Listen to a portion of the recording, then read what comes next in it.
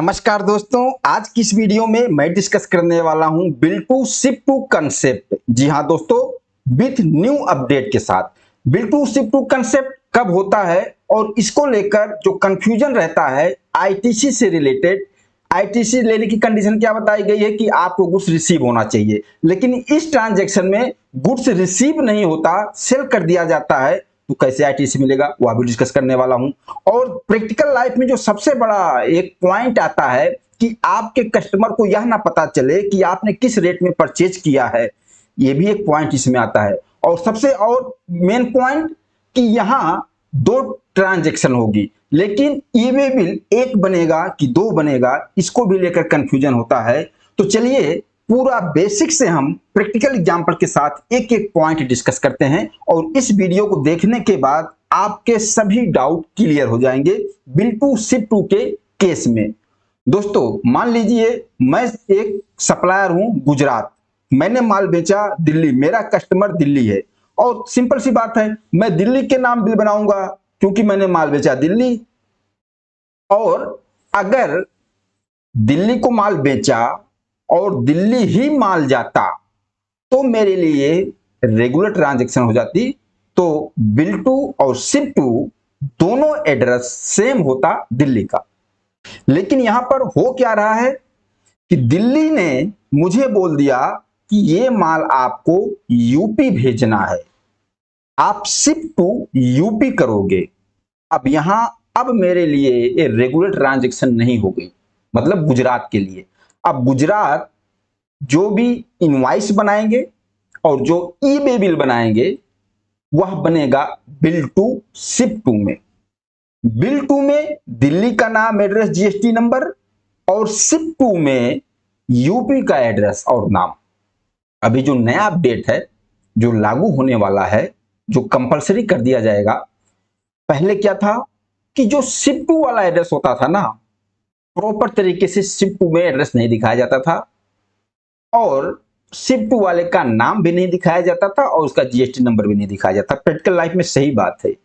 लेकिन अभी आप जो भी शिप टू वाला ईबे बिल बनाएंगे उसमें एक हैबिट डाल लो कि जैसे गुजरात जो ईबे बिल बना रहे हैं, जहां शिप टू हो रहा है यूपी, तो यूपी का नाम, यूपी का प्रॉपर एड्रेस और यूपी का जीएसटी नंबर भी शिप टू में डालना है। ये हैबिट आप डाल लीजिए। और अगर अभी मैंने प्रैक्टिकल लाइफ में देखा है, अगर शिप टू वाले का जीएसटी नंबर नहीं डाला गया है तो ऑफिसर रास्ते में ट्रक को रोक भी रहे हैं। तो अभी से हैबिट डाल लो कि शिप टू वाला केस आ रहा है तो प्रॉपर तरीके से शिप टू वाले का नाम, एड्रेस और GST number, pin code number सब कुछ डालना है। ओके, अब बात आती है ईबे बिल की। देखो ईबे बिल इसमें एक ही बनेगा। ईबे बिल कब बनता है? जब गुड्स का मूवमेंट होता है और यहां पर गुड्स का मूवमेंट सिर्फ एक बार हो रहा है गुजरात से यूपी, तो ईबे बिल एक ही बनेगा। कौन बनाएगा? गुजरात बनाएंगे जो ओरिजिनल सप्लायर हैं, और eBay bill to ship to में बना दिए। अब उसी डॉक्यूमेंट्स पर माल यूपी आएगा। अब जो आईटीसी वाला पॉइंट है उसको देखिए। अब जो परचेजर है दिल्ली, जिन्होंने गुजरात से परचेज किया है, उसका आईटीसी दिल्ली को मिलेगा।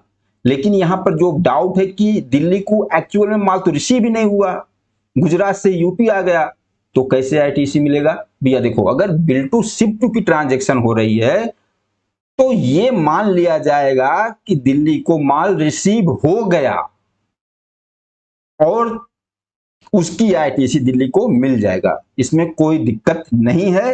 ईबे बिल एक ही बनेगा। ओके, पहली ट्रांजैक्शन हो गई गुजरात और दिल्ली के बीच में और माल आ गया यूपी। अब जो माल यूपी आया है, यूपी को माल किसने बेचा है? यूपी को तो माल बेचा है दिल्ली।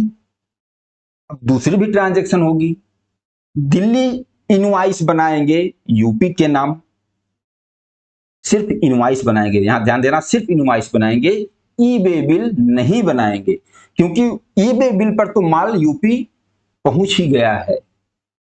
अब यहां पर एक प्रैक्टिकल पॉइंट ये आएगा, जो यूपी वाला कस्टमर है जब इसने माल परचेज किया है तो इसके पास परचेज इनवाइस तो आ गई, और ये बोल रहे हैं कि मुझे ई-वे बिल भी चाहिए, क्योंकि अगर ऑडिट होता है, कोई जीएसटी ऑफिसर चेक करता है तो बोलेगा भैया इसका आप परचेज इनवाइस दिखाओ, ई-वे बिल दिखाओ। पॉइंट वाली बात है। और इस वजह से कई लोग गलती भी कर देते हैं कि दूसरा ई-वे बिल दिल्ली यूपी के नाम बना देते हैं, लेकिन बनाना नहीं चाहिए। ई-वे बिल एक ही बनेगा। जो दिल्ली यूपी के नाम इनवाइस बनाएंगे, उस इनवाइस पर वो अपना ई-वे बिल नंबर रेफरेंस में डाल देंगे कि इस ई-वे बिल के थ्रू माल यूपी के पास पहुंचा है। अगर ऑडिट होता है, जांच भी होती है, चेकिंग होता है, तो यूपी इनवाइस दिखा देंगे और वहां दिल्ली से ई-वे बिल भी मांगकर ऑफिसर को दिखा सकते हैं कि बिल टू शिप टू का केस हुआ है, तो ई-वे बिल एक ही बनेगा, कोई दिक्कत इसमें नहीं है। अब जो प्रैक्टिकल में एक बहुत बड़ा इश्यू आता है कि दिल्ली ये नहीं चाहते कि यूपी वाले को पता चल जाए कि इन्होंने गुजरात से किस रेट में माल परचेज किया है, क्योंकि एक्चुअल में तो गुजरात के पास वही documents, e-way bill UP truck लेके जा रहा है जो दिल्ली ने परचेज किया था। तो देखो, इसको बचाने के लिए कोई लीगल ऐसा कोई तरीका नहीं है। इसके लिए प्रैक्टिकल ही अपना दिमाग लगाना पड़ेगा, किस तरीके से इसको करना है, कैसे करना होगा उसको भी समझ लेते हैं। अब जो गुजरात ने ई-वे बिल और इनवाइस बनाया, उसको लेकर ट्रक यूपी आ रहा है रास्ते में, जिससे कोई दिक्कत ना हो डॉक्यूमेंट्स का, वो लेकर आ रहा है। लेकिन जो इनवाइस गुजरात ने बनाया है दिल्ली के नाम, वह दिल्ली अपने किताब में परचेज इंट्री बुक कर लेंगे और सामने यूपी के नाम टैक्स इनवाइस बना देंगे, क्योंकि दिल्ली ने यूपी को माल सेल किया है। और वो अपना इनवाइस और जो भी पैकिंग लिस्ट होगी, गुड्स का जो डिटेल होगा, इनवाइस और पैकिंग लिस्ट सीधा मेल कर देंगे, भेज देंगे यूपी को। अब यूपी के पास परचेज इनवाइस भी आ गई, गुड्स की डिटेल आ गई और ट्रक में लोड होकर माल भी आ गया। यूपी को सारा चीज क्लियर हो गई और ये दिल्ली अपने ट्रांसपोर्टर को बोल देंगे कि जो आपके पास डॉक्यूमेंट्स है, जैसे इनवाइस है, वो चीजें आप यूपी वाले को मत दिखाना। यूपी के पास जो डॉक्यूमेंट जाना था, वो यूपी के पास सारा डॉक्यूमेंट्स पहुंच गया है और वो डॉक्यूमेंट्स ट्रांसपोर्ट सीधा दिल्ली को दे देगा। ये तरीका है कि जिससे रेट ना पता चले यूपी वाले को कि दिल्ली ने किस रेट में परचेज किया है। एक प्रैक्टिकल लाइफ में इस तरीके से आप काम कर सकते हो, लेकिन ई-वे बिल एक ही बनेगा। यहां पर दोनों ट्रांजेक्शन हो गई। इस तरीके से ट्रांजेक्शन होती है बिल टू शिप टू का। दोस्तों, इस तरीके से जीएसटी को प्रैक्टिकल वर्क किस तरीके से होता है जीएसटी में, पूरा प्रैक्टिकल वर्क समझने के लिए आप चैनल को सब्सक्राइब करें। बहुत सी वीडियो, हर एक पॉइंट पर वीडियो अपलोडेड है। जीएसटी को बहुत ही डिटेल में सेक्शन वाइज, रूल वाइज समझने के लिए भी आप चैनल को सब्सक्राइब कीजिए, उसका भी वीडियो अपलोडेड है। और नए नए अपडेट जीएसटी में मैं लेकर आता रहता हूं। इस वीडियो के बारे में बताना, यह वीडियो आप लोगों को कैसा लगा। नमस्कार, धन्यवाद।